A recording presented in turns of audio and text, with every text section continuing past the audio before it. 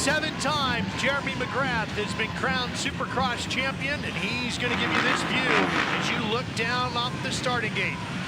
Ricky Carmichael, and there's James Stewart, anxious to put one of those championships on his mantle. Here we go from Anaheim.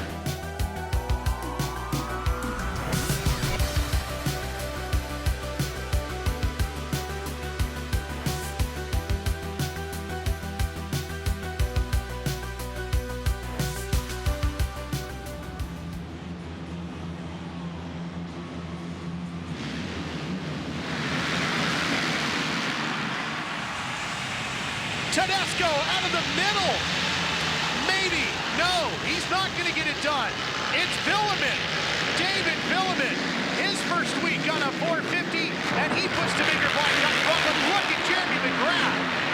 Right up to third.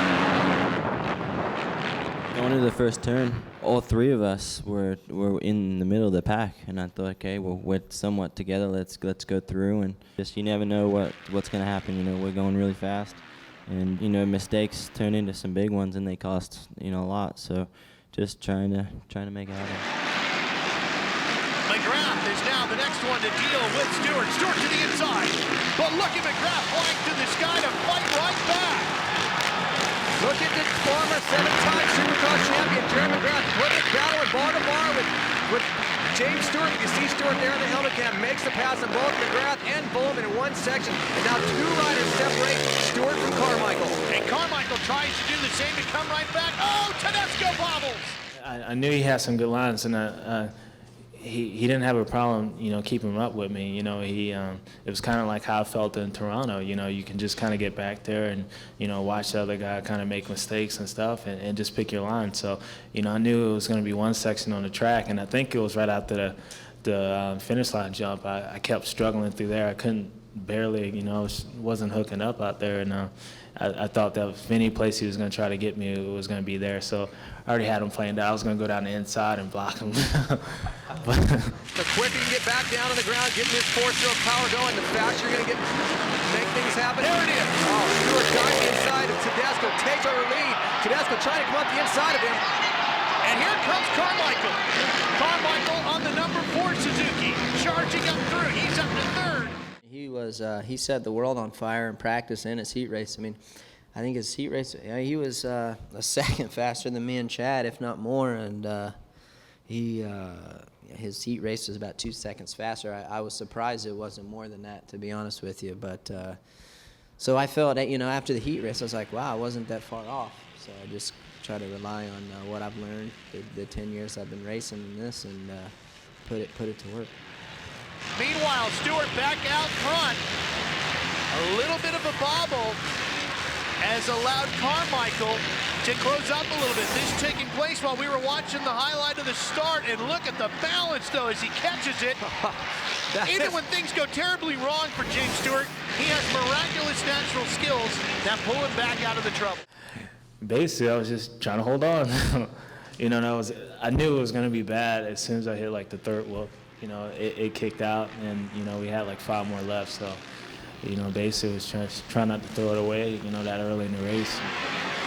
This is what everybody has waited for all season, to see Ricky Carmichael and James Stewart really go at it on even playing field.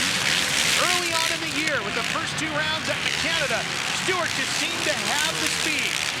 Ricky Carmichael, week after week, has picked the pace up, and he is right on Stewart.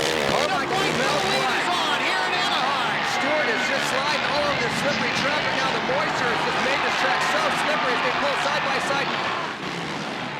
You know, obviously he made 2 big mistakes on the in the whoops. I think he made, what, I don't know, about lap 8. He made one, and then, like he said, after the finish line, he was, you know, getting a little loose there.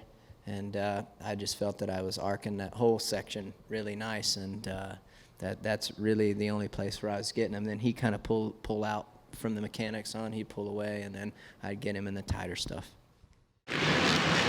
Lap after lap, these two matching each other's pace, hanging in the 44-second range. Oh, Stewart with a huge bobbling. Carmichael can't capitalize. Here he comes. Look at Carmichael through the whoops. He can't get it done. We set up the opening, the shell route, and maybe the momentum had shifted. Just with one win under his belt, Carmichael, it looks like the momentum is definitely in his corner as he goes for Stewart. Here he comes up the inside, jumping into this very tricky corner. Hard to get on the brakes as you come flying into that turn. And the chief mechanics cheering on their warriors. Over the triple jump they go. You know, I knew, you know, Ricky was going to be there the whole time. You know, I already banked on that. And, you know, it's just really nothing you can do out here to pull away. You know, like I said, I struggled through the whoops, so, you know, I didn't feel like I was that strong through there. And I knew it was going to be a good race. Being home, being able to train and test in your own facility, your own tracks. Oh, and down goes Stewart. There was a rider down in the corner. It was Michael Brown. There were yellow flags warning him of that. Stewart goes down. He's lost the lead. Will he lose more than that? Here comes Reed. He was trying to do everything he could right there. James Stewart was to keep his motorcycle running. He had his hand kind of wrapped around the handlebar with the clutch in, trying to keep the bike running. He knew he was going to have to restart. If he did, makes a mistake. Reed moves into second. There was a lapper down in the corner, and he was kind of high up in the corner, and I didn't know what he was going to do. You know, he was picking up his bike, and I didn't know if he was going to follow the other way, and if he would have did that, I would have had to kind of basically go into the hay bale. So just landed and got on the brakes, and you know, the track was kind of slippery tonight, and that was it. Front end washed out, and it was over after that. Well, first I heard the crowd go, so I was kind of hoping they were in a pile-up together. But when I come up there was only James, so no, I don't wish that on him, but it would have been nice. James Stewart has just a couple of laps left to go. Can he catch Reed? Will he try to? Carmichael knows he's got the lead and a win maybe in the bag. Denny, oh, look at the knack for Carmichael. Both legs off the bike. Final lap. Carmichael can take the win and make, boy, what a big story this is going to be coming out of Anaheim if Carmichael picks up 2 wins in a row. Final trip through the whoops. It's the Anaheim opener that's always been Carmichael, but he always won here in Anaheim too, and he picks up yet another. Carmichael takes the big win. Chad Reed, who was stuck back in third, is going to end up second. And James Stewart, what a frustration. You can see him looking skyward. What happened? Confidence is the same as it was in, you know, Vancouver and Toronto, you know, even Anaheim. You know, I felt like I've been giving these things away. You know, a fall in the first corner last week didn't help to get up there and race with these guys, and, you know, a fall again out front. So, you know, I feel, you know, strong, and I have fun, you know, in the race. The 17 laps or 18 laps I was up, I had a fun race, and it's going to be like that from here on out. I feel, you know, we're both on top of our game right now, and there's no need to hit the panic button. It's a long season, and you know, we'll go back and do the same routine as I did this week, and, you know, before that too. Well, everybody has expected this season to be one full of twisted turns, and RC knows he had a battle on his hands, and that win didn't come easy.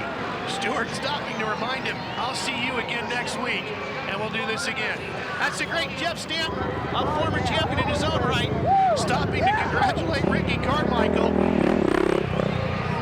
He knows it was a great ride. Stamp knows a lot about what it takes to be a champion.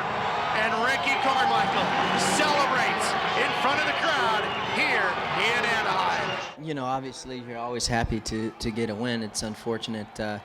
I'd have rather not won that way. I would have rather passed James fair and square. But you know, he was riding good, and I was, you know, waiting for a slip up. And it always feels good to win, to answer your question. And just a shame that it happened that way. But I'll take it.